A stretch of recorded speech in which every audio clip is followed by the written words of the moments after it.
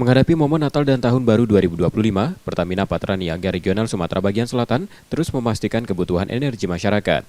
Hal itu terungkap saat jumpa pers kesiapan Pertamina jelang Nataru di Lampung, Sabtu 14 Desember 2024.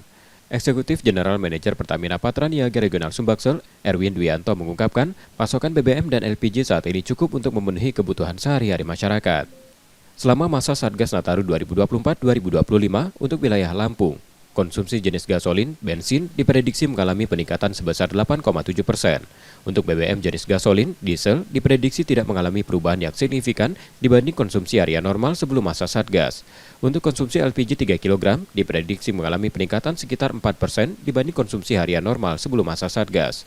Sedangkan untuk konsumsi aftur diprediksi mengalami peningkatan sebesar 18,7% dibanding konsumsi harian normal sebelum masa Satgas. Pertamina mencatat untuk wilayah Lampung, saat ini untuk rata-rata konsumsi harian BBM bersubsidi jenis biosolar pada November 2024 sekitar 2.016 kiloliter per hari. Sedangkan untuk produk Pertalite mencapai 1.710 kiloliter per hari.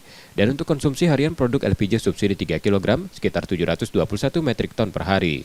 Seluruh infrastruktur dan sarfas juga telah disiagakan, meliputi 10 terminal BBM, 2 terminal LPG, 681 SPBU, 1.127 Pertashop, 55 SPBE, 526 agen LPG, dan 6 aviation fuel terminal.